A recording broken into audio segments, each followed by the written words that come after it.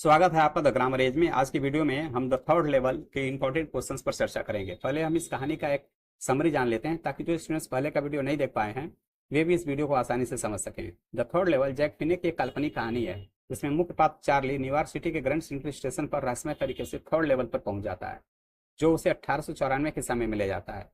Charlie इस time travel के जरिए अपने वर्तमान जीवन की परेशानियों से बचकर एक शांत समय में जाना चाहता है।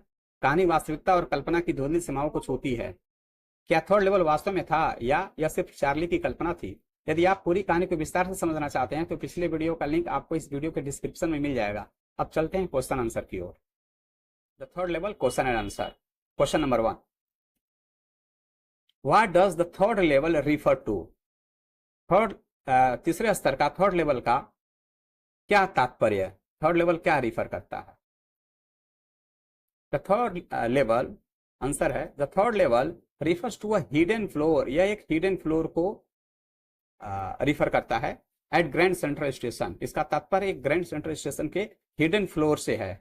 Okay, which originally had only 2 levels, जहां पे केवल वास्तव में केवल 2 ही लेवल थे। Charlie thought he reach the third level one night. एक रात वो सोचता है कि वह थर्ड लेवल पे पहुंच गया है उस समय जब वह घर जाने के रास्ते में था। Imagining things on his way, जब वो घर जा रहा था रास्ते में वो सोच रहा था ग्रैंड सेंट्रल स्टेशन पे गया है और वो थर्ड लेवल पे चला गया है। Okay, question number 2, would Charlie ever go back to ticket counter on the third level to buy tickets to Galesburg for himself and his wife?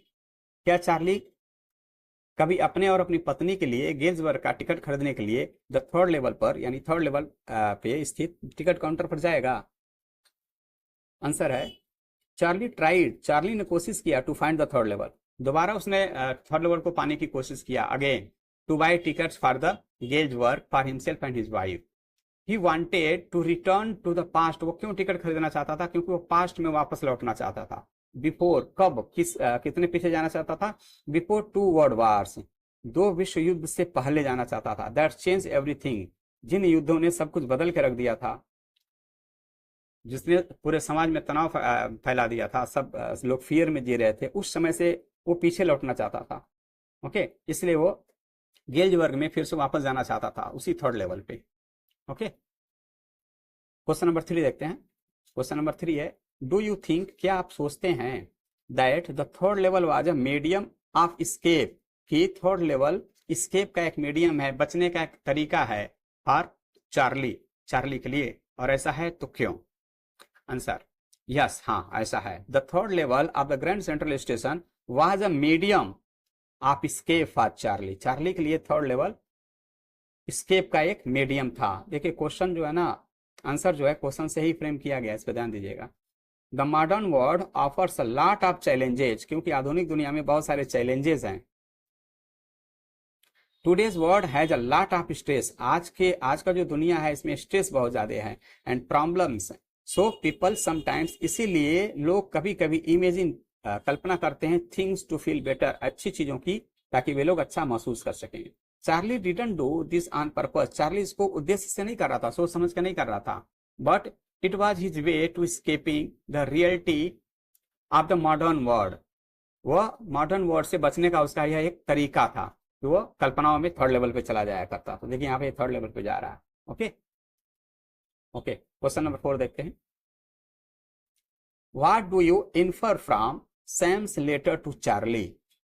Sam द्वारा चार्ली को लिखे गए पत्र से आप क्या निष्कर्ष निकालते हैं, आप क्या ये इन्फर करते हैं, आपका क्या तात्पर्य है? ओके, देखते हैं आंसर क्या है। Charlie found Sam's letter in a strange way, Sam का लेटर चार्ली को बहुत ही विचित्र, बहुत ही अजीब तरीके से मिला था। It was inside a first day cover, यह एक फर्स्ट डे कवर में था।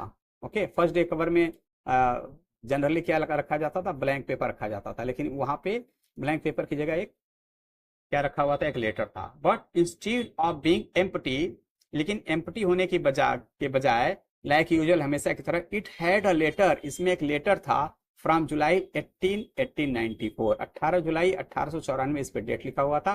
When Sam didn't exist, because उस समय सैम एग्जिस्ट ही नहीं करता था, बिकॉज क्योंकि बोथ सैम एंड चार्ली, क्योंकि दोनों सैम और चार्ली दोनों एग्जिस्ट करते हैं कहाँ पे? इन प्रेजेंट टाइम में दोनों हैं। पास्ट में दोनों ही नहीं थे। Okay, so this letter seems to be sometimes something Charlie imagine, इसलिए लग रहा है कि यह लेटर भी चार्ली का सिर्फ इमेजिनेशन है और कुछ नहीं है। जो लेटर दिखा रहा है चार्ली, ये भी इसका इमेजिनेशन है, वास्तव में वहां पे नहीं गया था और किसी सैम ने इसको कोई लेटर नहीं लिखा था। ओके, देखते हैं next question. Question number 5, the modern world is full of insecurity, fear, war, worry and stress. What are the ways in which we attempt to overcome them. आज का जो मॉडर्न वर्ल्ड है, आधुनिक दुनिया असुरक्षा, भय, युद्ध और तनाव से भरी हुई है। कौन से तरीके हैं जिससे हम उन पर विजय पाने का प्रयास कर सकते हैं, जिससे हम उस पर ओवरकम कर सकते हैं। देखते हैं answer. Modern life has a lot of stress. Modern life में, आधुनिक जीवन में बहुत सारा स्ट्रेस है, प्रेशर है, फियर, इनसिक्योरिटी एंड वरी है। Okay, to relieve our self, हमें रिलीव पाने के लिए, ऑफ ऑल दीज मिजरीज, इन सभी कष्टों से हमें रिलीफ पाने के लिए, we can do creative activities, हम लोग क्रिएटिव एक्टिविटीज कर सकते हैं फ्रॉम टाइम टू टाइम, समय समय पर। We can read books, creative activities कैसे कर सकते हैं हम लोग, कौन कौन सी चीजें हो सकती हैं उसमें, किताबें पढ़ना, बुक्स पढ़ सकते हैं हम लोग। वॉक इन नेचर, नेचर में टहल सकते हैं, जैसे देखिए यहाँ पे लोग टहल रहे हैं। ओके, मेडिटेशन कर सकते हैं, रिलैक्स विद फ्रेंड्स, दोस्तों के साथ थोड़ा सा रिलैक्स कर सकते हैं। Small breaks like movies night, छोटे छोटे ब्रेक जैसे कभी कभी रात में जाकर के मूवीज देख लेना।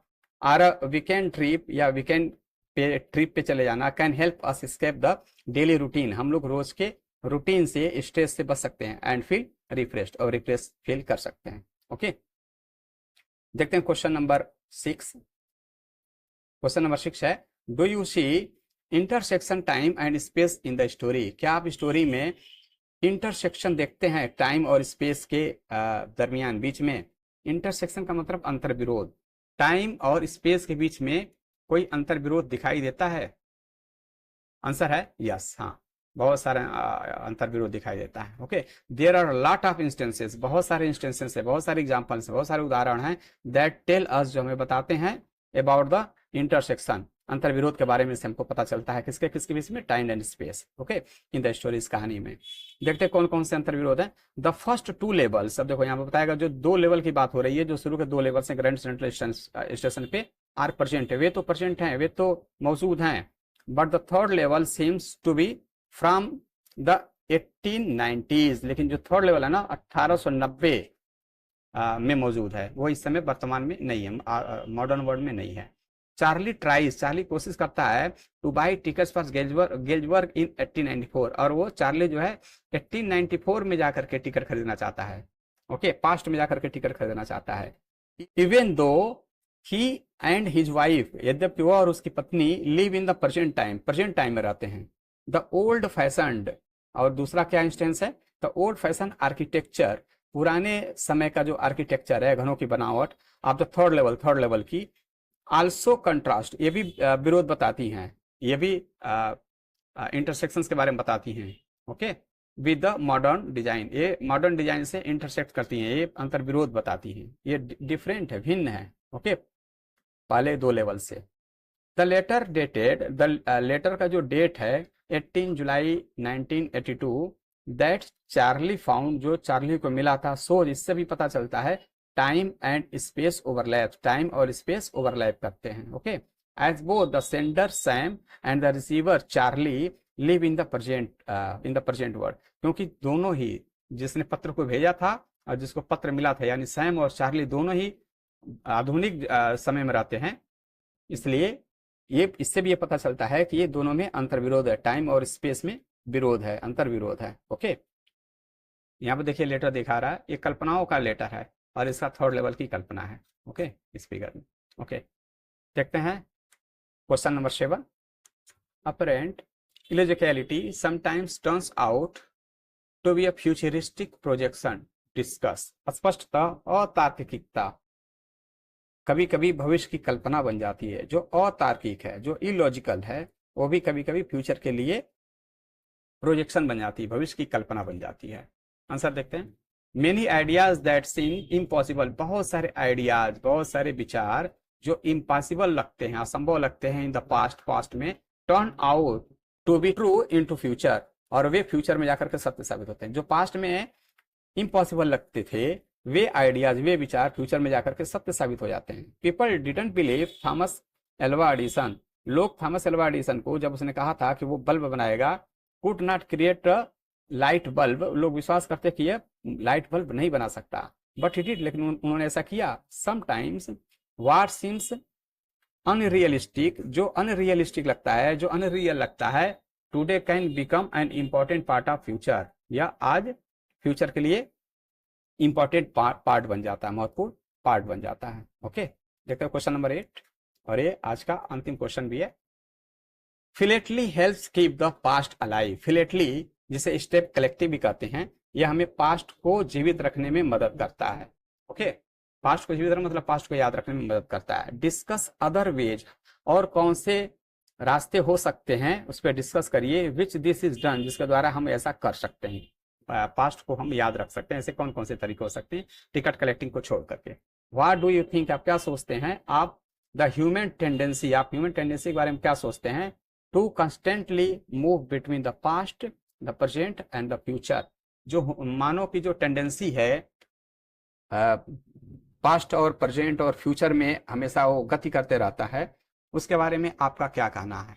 ओके, आप क्या सोचते हैं, आंसर देखते हैं।